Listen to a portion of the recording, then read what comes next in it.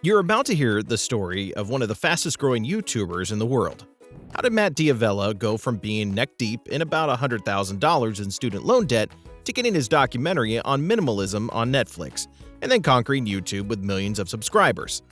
Matt's story is no doubt an inspiring one, and it all started with humble beginnings of weird and sometimes disgusting parody videos, a well-deserved lawsuit, and years of earning little while trying to build his filmmaking career. Let's get right to it. A starving artist and a lawsuit. Matt Davella is one of those lucky people that discovered his passion quite early in life. He was a creative that badly wanted to make a living doing what he loved, just the way we see his videos today with amazing production quality and feel a little bit intimidated. That was exactly how Matt felt before he finally cracked the code. It was when he finally put himself out there and got the courage to take action, and he started rising to the top of the fame ladder. But it wasn't all rosy in the beginning. In fact, it involved debts and a lawsuit. Matt decided to make a rap video in a grocery store. When you're picturing the rap video in your mind, don't you think about the ones we're used to seeing on television? This was way worse than that. First, the production quality was terrible, and the videography skills left a lot to be desired. Then there was the actual video content from the duo that called themselves Fresh Beats. There was a vegetable pun in there somewhere. In the video, they stood with bananas suggestively hanging out of their pants. They even licked some packaged goods with lots of other acts that would definitely have the grocery store customers running out of those doors. But that was how Matt started, and you can see that it's been a long journey since then. And that was the first lesson from the Matt Davella story, not being afraid to suck. So he made that video and he put it out there where it got more than 100,000 views. But Matt quickly found out that he was about to be in a lot of trouble. The grocery store sued him for $7 million, which was quite terrifying. At that point, Matt and his brother were just broke college students, and $7 million was a lot. The grocery store had sued them on counts of defamation, infringement, and disparagement. We really can't blame them. Now Matt was faced with a lawsuit and no money to get out of possible jail time. Then he made some shirts and sold them off as a fundraiser for his lawyer fees. Finally, this was enough to take care of the fees, and the video was taken off the internet. Well, they did try anyways, but you know as well as we do, once any content is out there, you'll always find it again, if you know where to look. At this point, Matt was nothing but a starving artist with about $100,000 in student loan debt, and the strong desire to have a thriving filmmaking career. So he did the only thing he could do at that point, move back into his parents' house. We've heard so many stories about careers that started in the basement, and Matt is one of them. While he was feeling disappointed about his debts and the direction that his life was taking, he felt he had no choice but to do what he could to get out of debt. This meant taking up any and every job that came his way. Although it was several years before he started to make a lot from filmmaking, it started at about $8 an hour. He took gigs for reality television, bar mitzvahs, and even weddings. He even had to leave Australia. Matt promised his girlfriend that he would come back when he had built a business. All the adversity and challenges led him to take crappy jobs that gave him all the experience he needed to become the expert he is right now in the filmmaking industry. The journey into minimalism.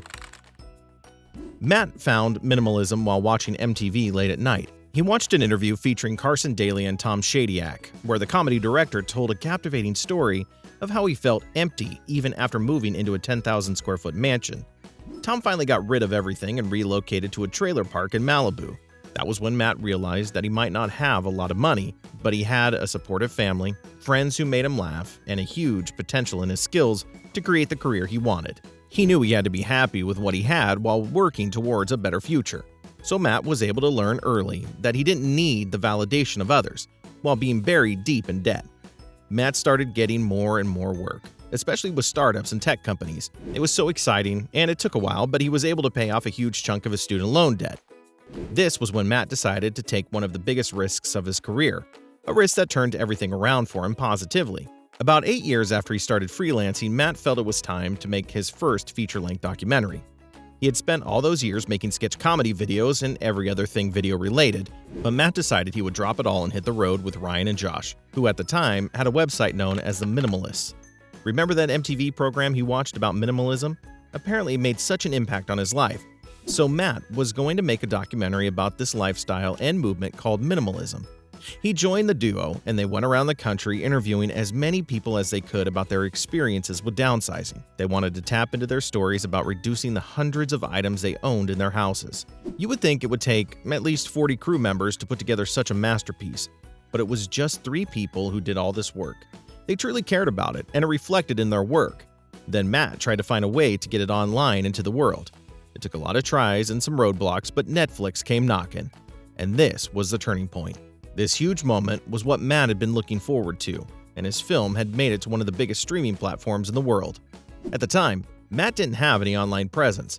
His less than 200 followers on Twitter was just family and friends, but he could see that he had to make an impact. Matt realized that it was time to connect with a larger audience through minimalism, and that started his journey into the world of YouTube and podcasts. Conquering YouTube with minimalism. Matt was willing to put the work in to make better videos and films. It's one of the reasons why there is so much difference between the quality of his videos when he started and now that he's been in it for more than a few years. So he started to write more and use voiceovers to weave interesting stories into his filmmaking.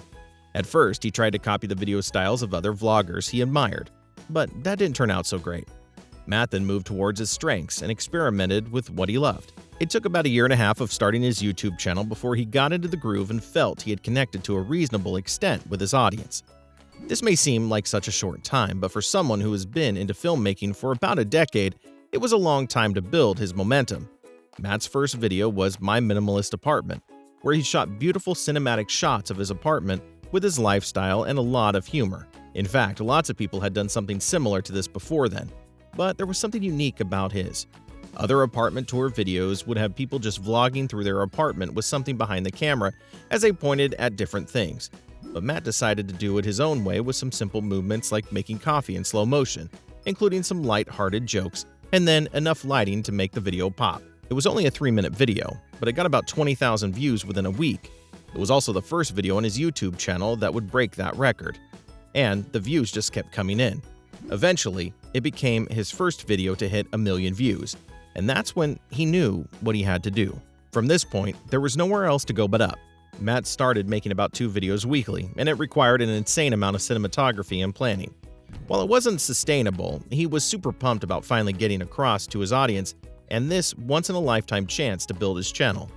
And this was just the beginning of his channel that would later grow to have more than 2.5 million subscribers. Matt Davella's success is one that involves a lot of consistency, an undying spirit, and the drive to keep getting better at what you love. Matt knew he had to stand out with his passion, and he put in the work to make this happen.